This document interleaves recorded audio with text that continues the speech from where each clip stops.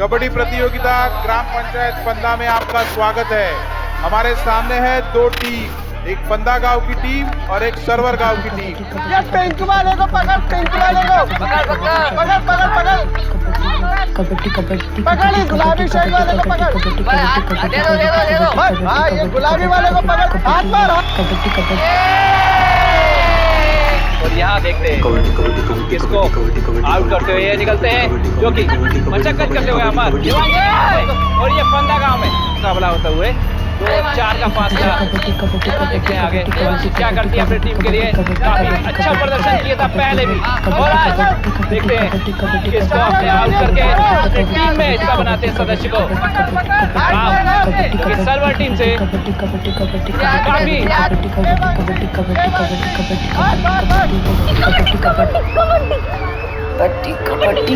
कबड्डी कबड्डी कबड्डी कबड्डी कबड्डी कबड्डी कबड्डी कबड्डी कबड्डी कबड्डी।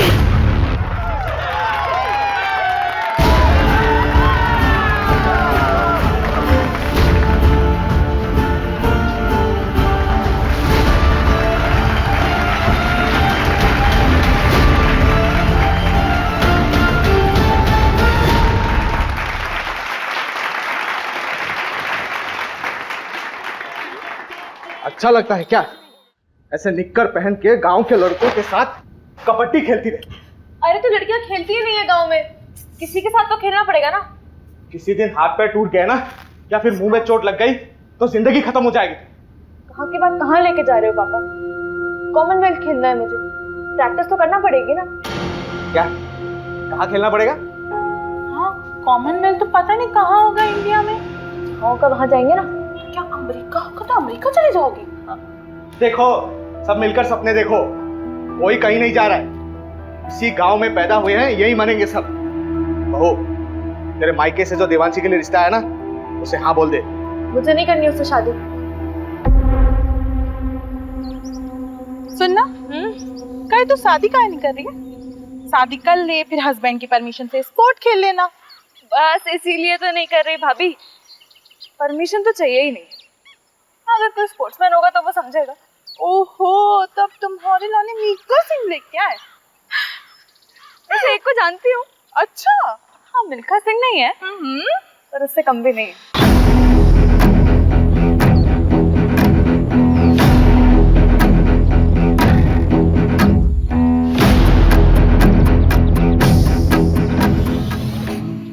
क्या हुआ? बाबूजी से बात नहीं करें? नहीं नहीं नहीं, क्यों क्यों डर क्यों रही हो?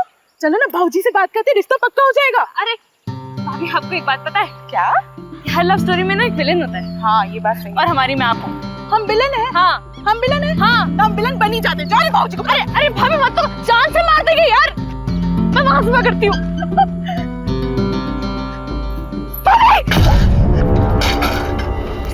अरे ओ डरपोक, कूद ना, वैसे तो बड़ी कबड्डी प्लेयर बनती है। भाभी डर लगता है।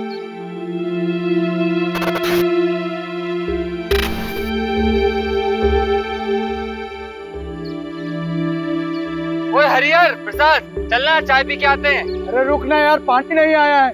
ऐसे कैसे हम रोज रोज पानी के लिए परेशान होते रहेंगे? ये रोज रोज का किचकिच हमसे बर्दाश्त नहीं होगा सोनू, इसका रास्ता ढूंढना पड़ेगा। अरे भैया, कुछ नहीं होने वाला। ये लो, मैं लाई हूँ एक बाल्टी पानी। कारे पगलिया, ये एक बाल्टी पानी से हम पूरा खेत का सिंचाई करेंगे? ए सोनू, इसका कोनो रास्ता निकालना पड़ेगा ठोस। सही बात। चलो बात करें। हाँ चलो। आओ। अरे हरिहर जाने देना, कुछ नहीं होगा। अरे उन लोगों को बोल के कुछ नहीं होने वाला। अरे पापा, जब बात नहीं करेंगे तो बदलाव कैसे आएगा? तू तो चुप कर, लड़का मत बन।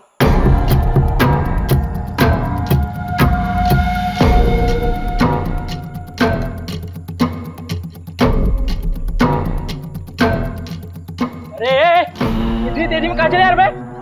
अरे वो पानी के लिए बात करना है। कौन सा पानी में? रोज रोज पानी रोक देंगे तो हम लोग अपने खेत की सिंचाई कैसे करेंगे? और वैसे भी पानी पे सबका अधिकार है। अधिकार चाहिए तेरे को, अधिकार चाहिए तेरे को। ज्यादा हेकड़ी चढ़ गई तुझको। कब यार, तुझे ज्यादा हक चाहिए। हाले घर में ना जवान बीवी तो बहन है, जाके घर में उसको दिखाना। में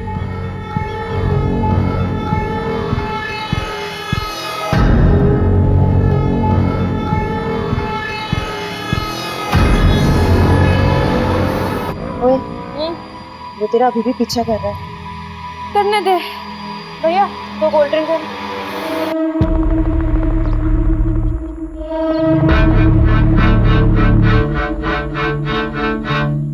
अगर किसी को पता चल गया ना तो लेने के देने पड़ जाएंगे। कुछ नहीं होगा, चिंता मत कर। भैया क्या क्या हुआ आपको? इतनी चोट कैसे लगी? तुम यहाँ क्या कर? तुम दोनों घर जाओ। ऐसे अकेले शाम को गांव में घूमना ठीक नहीं। भैया, प्रसाद भैया, सोनू भैया, ये कहाँ आप लोग? कैसे लगी आपको? आदित्य, तुम और प्रिया दोनों घर जाओ। हम तीनों को थोड़ी सी चोट आई है, हम लोग डॉक्टर के पास जा रहे हैं। चल प्रिया।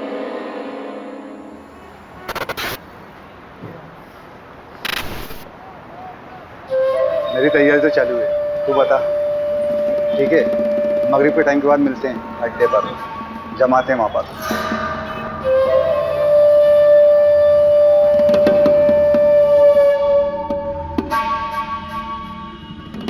अरे रहने दे देवांशी, खाना खाने के बाद मैं लगा दूंगा। अरे बस हो गया 2 मिनट। अरे पैर फिसल जाएगा तेरा। सरिता, दोनों के दोनों जिद्दी पैदा किए तूने। एक तो ये लड़की अपने आप को लड़का समझती है, ससुराल जाएगी तो ताने भी हमें ही सुनने पड़ेंगे। रहने दीजिए ना, समझ जाएगी, थोड़ी बड़ी हो जाने दो। जैसे तेरा बड़ा बेटा बहुत समझदार हो गया आजकल।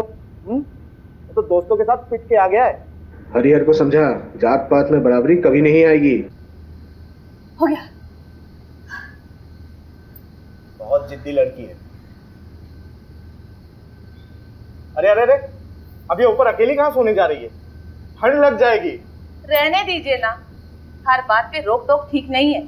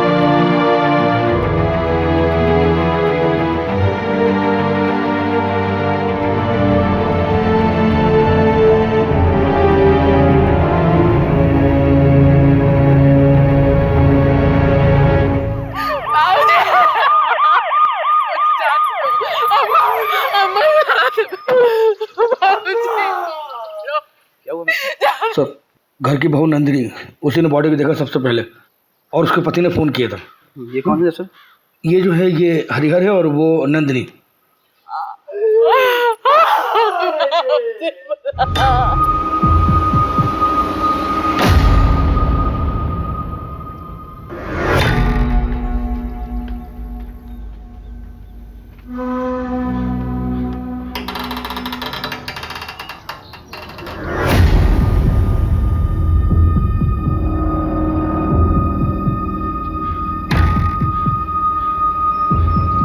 मिश्रा, इसे भी ले चलो चादर में लपेट के। ठीक है सर।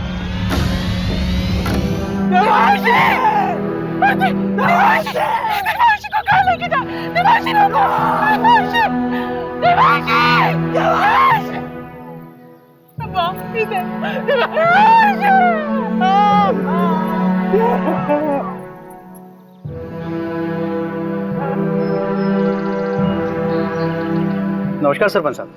कैसा है दरोगा? बस मेहरबानी साहब आपकी। पूरे घर को पेल दिया गया।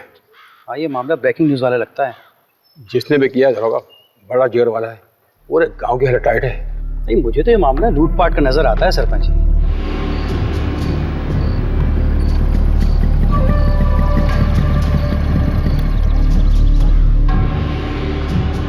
क्या दरोगा जी, ये क्या बकवास कानून व्यवस्था है आपके राज्य में? हमारे बिरादरी के परिवार वालों पे हमला होगा, तमाशा बना के रखे हैं आप। अरे पूरे का पूरा फैमिली खत्म कर दे रहे हैं लोग। इंसाफ जब तक नहीं मिलेगा हम यहाँ पे हिलेंगे नहीं। हरिहर तू चिंता मत कर, पूरी मुक्ति सेना तेरे साथ है। हरिहर तुम हमारे जात भाई हो, हम तुम्हारे परिवार को इंसाफ दिला के रहेंगे। जब तक हमें इंसाफ नहीं मिलता हम कहीं नहीं जाएंगे। क्यों भाइयों? पुलिस प्रशासन, पुलिस प्रशासन, पुलिस प्रशासन, पुलिस प्रशासन। सर मामला बहुत सीरियस हो गया सर। वो पहला अपनी सेना लेके यहाँ पहुंच चुका है सर। सर ज्यादा फोर्स का जरूरत पड़ेगा, मामला बिगड़ जाएगा सर, मामला पॉलिटिकल हो जाएगा और मीडिया भी पीछे पड़ जाएगा सर। जी सर, जी सर, मैं जल्दी करवाता हूँ सर, क्रियाक्रम जल्दी करवाता हूँ। जी सर, जी। कोई बात नहीं, सब ठीक हो जाएगा।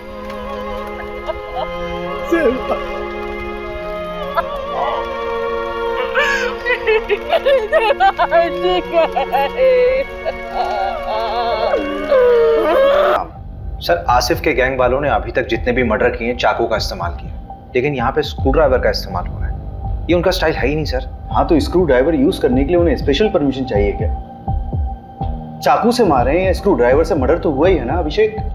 लेकिन सर अभिषेक तुम तुरंत निकलो अपनी टीम को लेकर। वैसे भी 2 साल पहले 2 चोर तुम्हारे हाथ से निकल चुके। So you should arrest them. पकड़ो उन्हें और डालो जेल में। सर रवि, हाँ चोरी क्या हुआ? चोरी, हाँ चांदी की प्लेट, 20,000 नगद, एक सोने की चेन, एक कान की बाली, 4 कंगन, एक घड़ी, 2 मोबाइल, 3 बल्ब। बल्ब? हाँ रिपोर्ट में लिखा है। और मोबाइल का चार्जर, एक भगवान की मूर्ति, एक पूजा की थाली जो पीतल की थी, कुल 17 आइटम।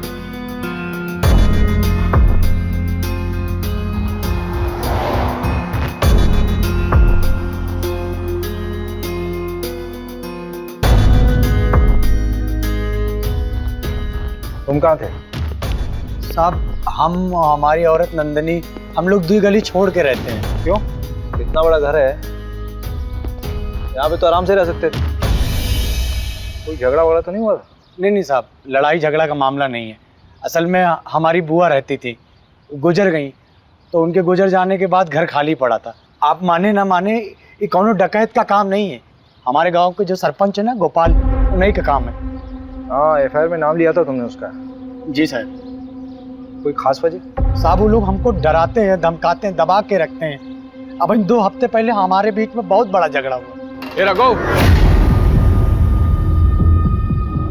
इस हरिहर को ना पानी में हक चाहिए।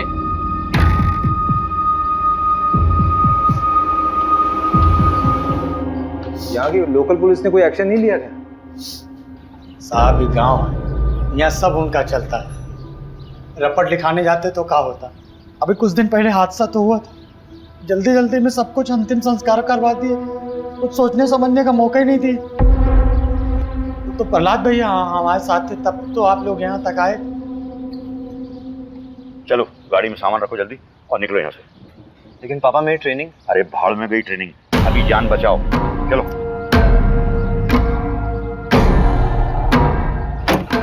और सुनो, जब तक मैं नहीं कहूँ तब तक लौट के मत आना वापस। जाओ।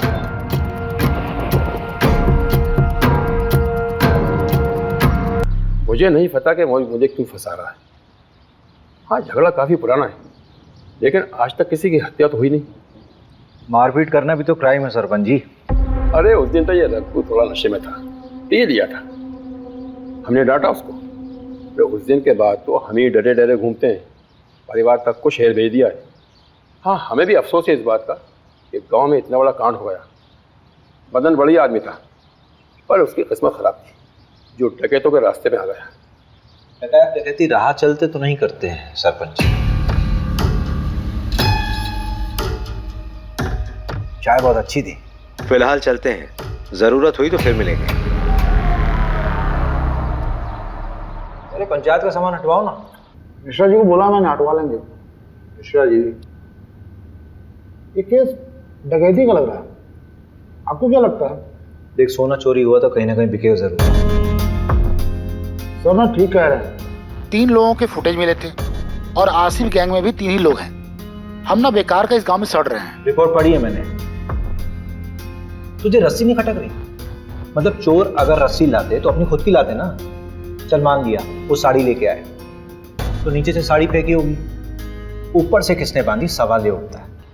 वो डकैत नहीं लाए थे साहब, वो तो हमारी सासू माँ की साड़ियाँ थी। अरे कहाँ जा रही हो? सॉरी सर, वॉशरूम चला गया था। अब आप बाहर बैठिए, खाना खा लेंगे, सब उसके बाद मिलेंगे। मिश्रा जी ठीक है, आप बैठिए बैठिए।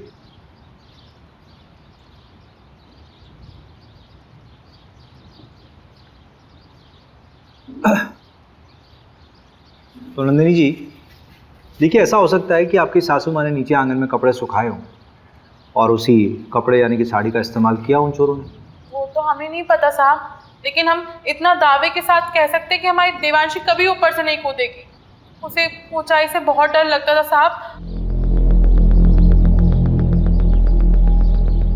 आपको किसी पर शक है?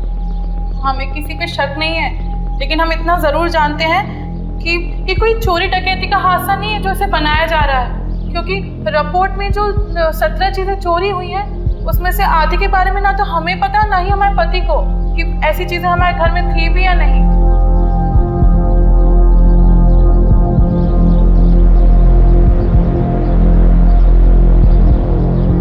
देखो प्रिया, तुम उसकी अच्छी दोस्त हो। इस समय अगर कोई इसे इंसाफ दिला सकता है तो वो सिर्फ तुम। अच्छा ये मान लो कि अगर तुम्हारे साथ कुछ गलत हुआ होता तो तुम्हारी सबसे अच्छी दोस्त तुम्हें इंसाफ दिलाती कि नहीं? सर मैंने आपको कहा ना, मेरी बहन का उससे कोई लेना देना नहीं है, हम लोग खानदानी लोग हैं सर। सर गुड्डू देवांशी को पसंद करता था। देवांशी गुड्डू को पसंद करती थी?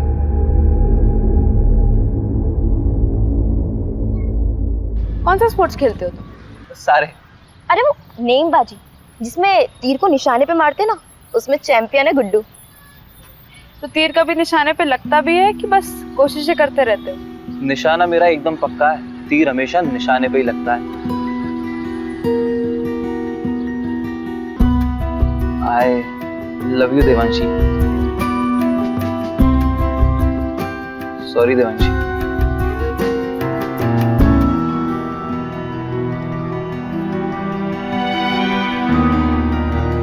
में आना चाहिए था।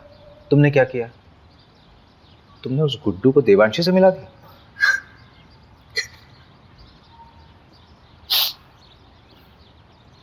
अखिल चौधरी को जानती हो? देवांशी का present boyfriend.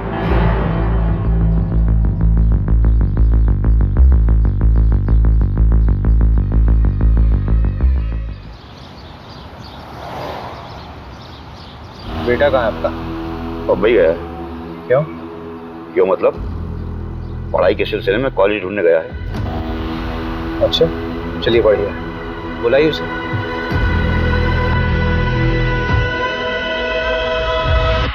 The number you have called is currently switched off. Please try again later. उसका फोन बना रहा है, जब बात होगी तो बुला लूंगा।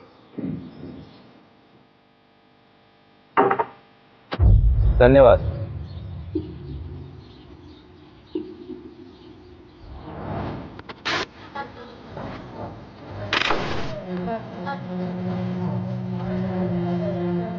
वो पोस्टमार्टम डॉक्टर से बात है। सबसे पहले कौन मरा, बाद में कौन मरा, ये बताना मुश्किल है। तो ये सारे मर्डर्स आधे घंटे तक हुए। वो इनिशियल रिपोर्ट तो दी होगी? ना मैंने बोला फाइनल रिपोर्ट बनाने के लिए ऊपर से प्रेशर था। ऊपर से मतलब? पूछा मैंने, बोल रहा कि आप मेरी नौकरी पीछे पड़ गए हो।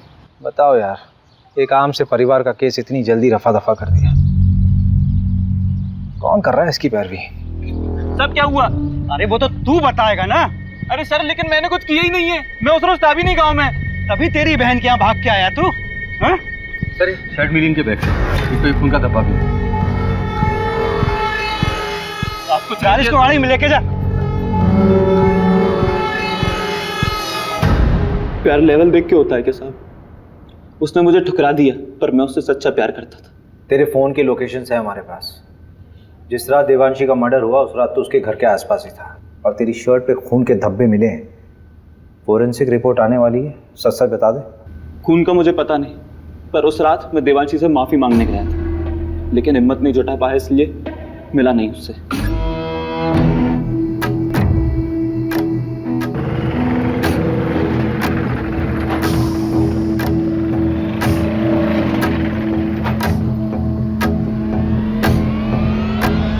टेम्पो में कौन था? पता नहीं, 3 लोग थे शायद। एक का शर्ट समझ में आया, नीले रंग का कुछ प्रिंटेड शर्ट था। टेम्पो के साइड में एक बिच्छू का स्टिकर था। हाँ, बिच्छू का स्टिकर था। उसके बाद मैं वहां से चला गया। मंजू से बात की? हाँ, बात किया मैंने। क्या बोल रही? खास नहीं बोली, रात में फोन करती हूँ। अरे उसको मैंने बोला था आज तक रिपोर्ट देखता। अच्छा देखते हैं, एक तो मिला ना हमसे। मिश्रा जी, साहब को कंगन दिए? नहीं, अभी नहीं। अरे तो लेके आओ ना।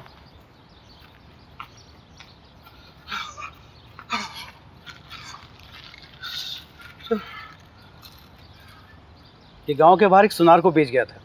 सुनार ने बताया वो ताबीज और पठानी पहने हुए था। आसिफ ही हुआ, मैं कह रहा हूँ। एक काम करते हैं, इस केस की कार्यवाही हम संभालते हैं। और बहुत बहुत धन्यवाद, आपने गुड्डू हमें सौंपा। धन्यवाद की क्या बात है, हम तो हमेशा आपकी सेवा में खड़े हुए। एक सेवा और कर दीजिए, आपके मिश्रा जी की जरूरत पड़ेगी हमें आगे। ठीक है, कोई बात नहीं।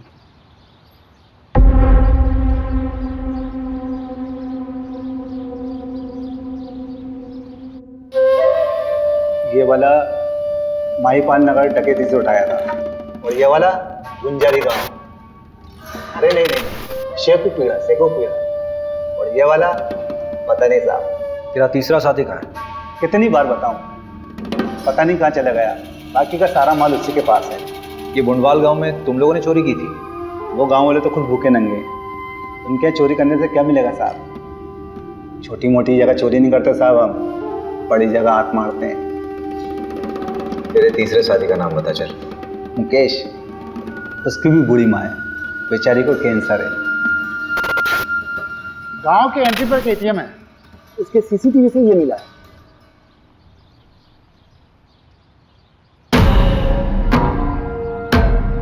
टाइम तो बिल्कुल सही है, गुड्डू ने यही बोला था।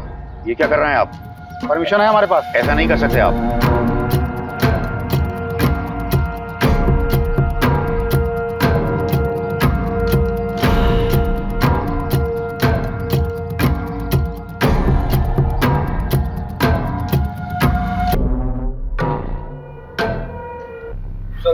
ये मिला है।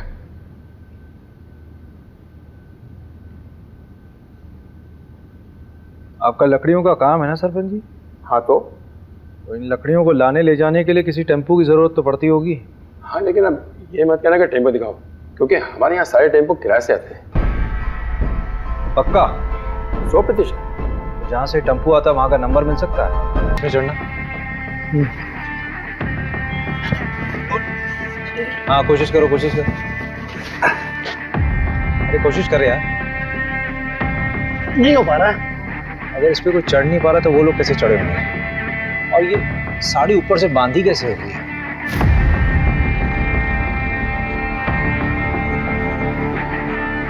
हरिहर ने कहा था कि उसके बाबूजी बिस्तर पर सोते थे, लेकिन बॉडी मिली थी या नीचे। स्ट्रगल हुआ होगा तो चादर खराब होनी चाहिए थी, लेकिन ऐसा हुआ नहीं था क्राइम सीन पे। मिश्रा जी इधर आइए। जी सर। लेटी इधर है। लेटिए। अच्छा। रवि। हाँ। अगर हरिहर के अम्मा और बाबूजी को यहाँ मारा गया नीचे, तो दिव्यांशी को हो सकता है लोटा गिरने की आवाज सुनकर देवांशी नीचे आई हो और उनको देख कर डर कर वापस छत में चली गई हो।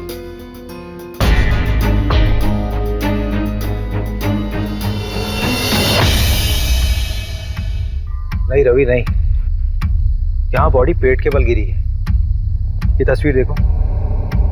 असल में देवांशी जब गिरी थी तो वो पीठ के बल गिरी थी, जिसमें उसके सर पे चोट लगी है और उसकी पीठ टूटी है। सर पूरी तरह से फट चुका है। ए मिश्रा जी जरा बॉडी ले गई, फटाफट जल्दी।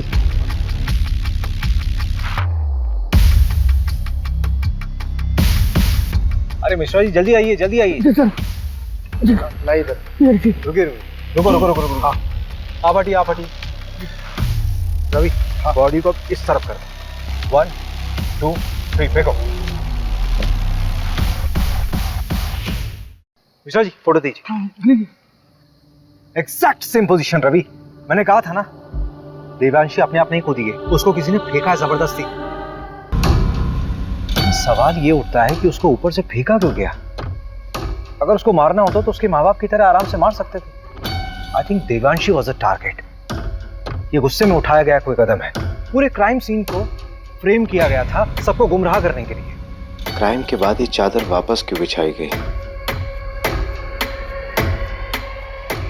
रवि, हाँ, भोपाल से फोरेंसिक टीम को बुलाओ।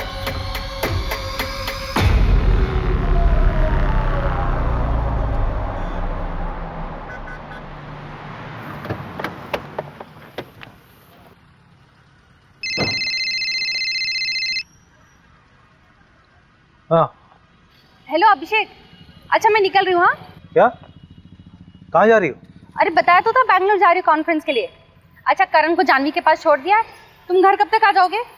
लेकिन तुम अकेली जा रही हो क्या? नहीं, कोलीग्स भी हैं। कौन कौन है साथ में यार? मतलब किसके साथ रहोगी वहाँ?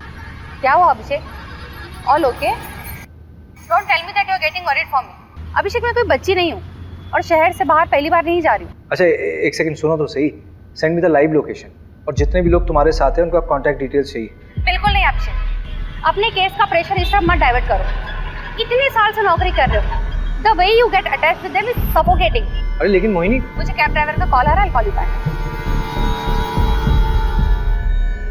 डरना मत, है ना?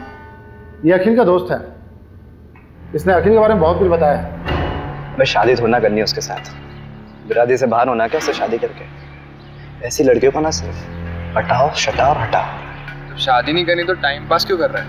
वो प्रहलाद को जानता है, देने के देने पड़ जाएंगे। चल दे भाई, एक बार बस सोना है उसके साथ।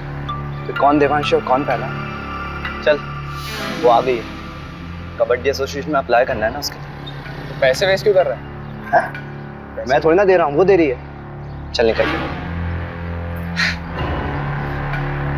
देवांशी अखिल ठीक है। हाँ।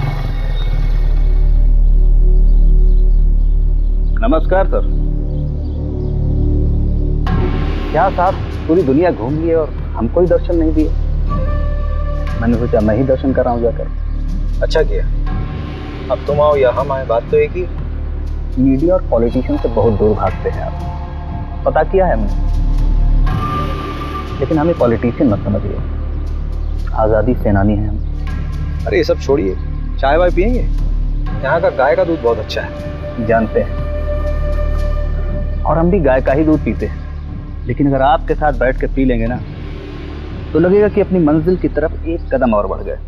मिश्रा जी, जरा 2 ग्लास गर्मा गर्म दूध लाई। जी। ये क्या हो रहा है सर? पूरे के पूरा परिवार खत्म कर दे रहे हैं, बच्चों तक को नहीं छोड़ा। अरे आगरा हाथरस, मतलब गिनवाने लगूं तो गिनती भूल जाऊंगा। किसी को कोई फर्क पड़ा?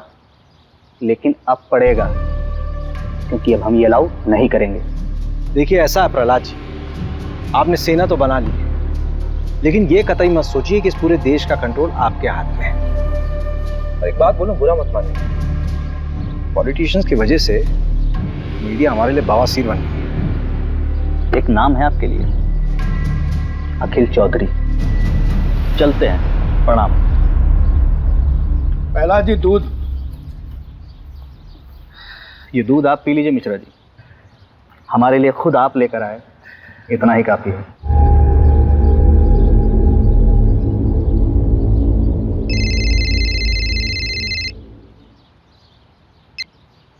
Good morning sir. ये तुम्हारी शर्लोक वाली आत्मा को शांति के लिए मैं और केस दूंगा ना तुम्हें। वहां सिर्फ तुम्हें पूछताछ करना था और वापस आकर उन रोबर्स को पकड़ना था। सर लेकिन रॉबर्ट्स छत से नहीं आए थे। अरे जहां से भी आए थे ना लोग अंदर।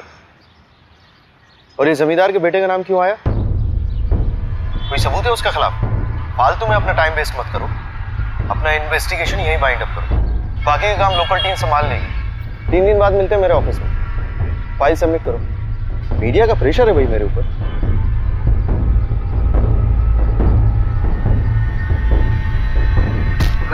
मोबाइल क्यों फेंक रहे हैं? क्या हुआ? रवि देख, अभी दिमाग खराब हो रहा है, गाली वाली निकल जाएगी। अरे हुआ क्या है? जब वापस बुलाना था तो भेजा क्यों? 3 दिन में वापस बुलाया, केस क्लोज।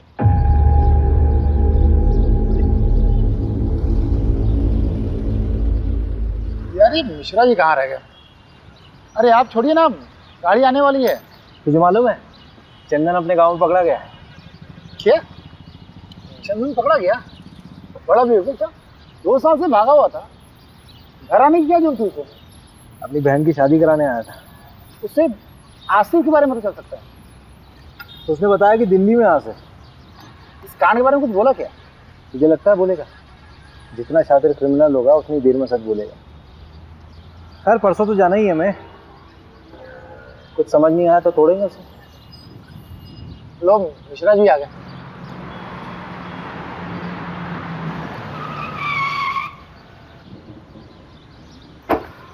अरे सर, ये बाइक तो कभी भी जवाब दे देती है। अभी कलर कराया है। आप जाइए, आप मैं गाड़ी बनवा के लाता हूँ।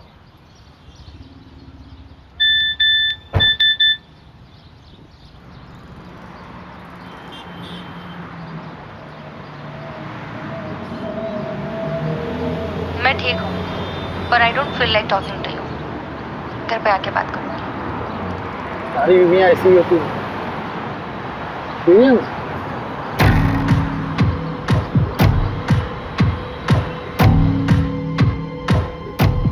ये गद्दा फोरेंसिक के लिए भेजो।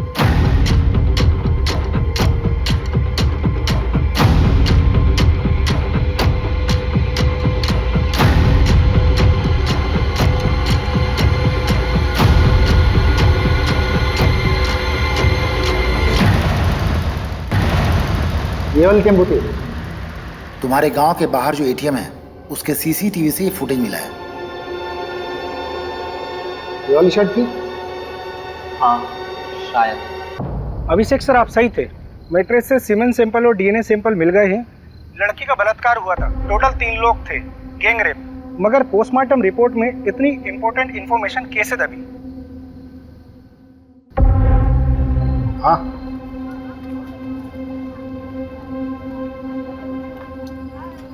पिएगा?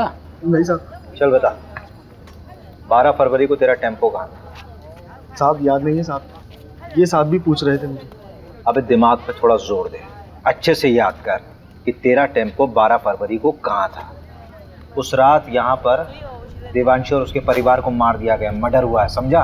और उसमें तेरे टेम्पो का इस्तेमाल हुआ है। वो रात तो मुझे याद है, इसलिए ये भी याद है कि मेरा टेम्पो मेरे पास नहीं था साहब। अबे चमन वो तो हमें भी मालूम है, कहाँ था तेरा टेम्पो वो बता। आपका दोस्त हमारा दोस्त, ये लीजिए भैया चाबी। चल घनश्याम निकल तू। हाँ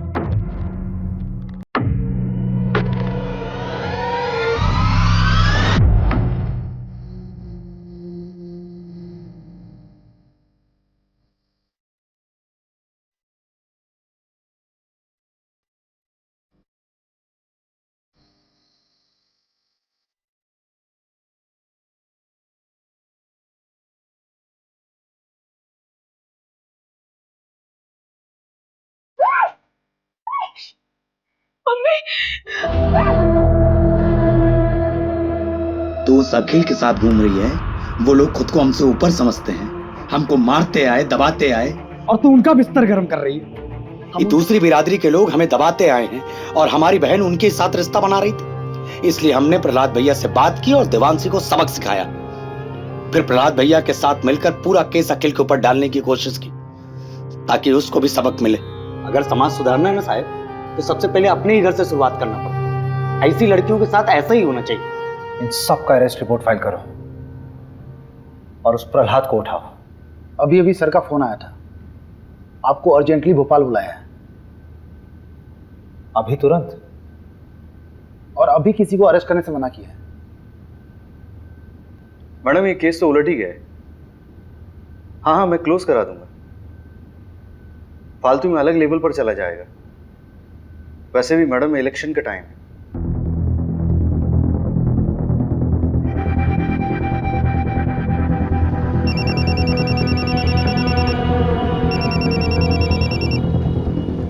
हेलो सुन, बंदा गांव के देवांशी फैमिली मर्डर केस को रॉबरी बोलकर रफा दफा किया जा रहा है। असली कहानी जाननी है?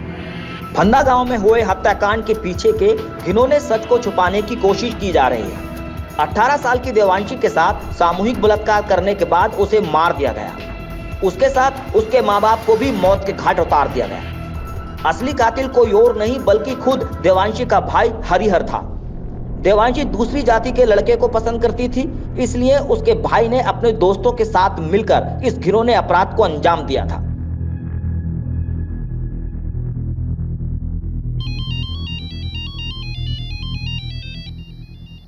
अभिषेक, अभिषेक क्या हुआ? इतनी रात को फोन किया? मुझे समझ नहीं आ रहा है, जातिवाद के चक्कर में कोई इंसान हैवानियत की इस हद तक गुजर सकता है, सोचा नहीं था यार। मतलब उस देवांशी ने क्या बिगाड़ा था किसी का? उसके माँ बाप को भी मार दिया। किस लिए? क्योंकि वो किसी दूसरी जात के लड़के के साथ प्यार करती थी। अभिषेक तुम प्लीज इतना मत। वेरी वेरी सॉरी यार। आई नो कि तुम्हारा कॉन्फ्रेंस है, बहुत इंपॉर्टेंट है, but I really need you very badly. Conference गया भाड़ में, यू कम फर्स्ट। मैं कल सुबह की पहली फ्लाइट से भोपाल आ रही हूँ। Thank you so much for understanding me.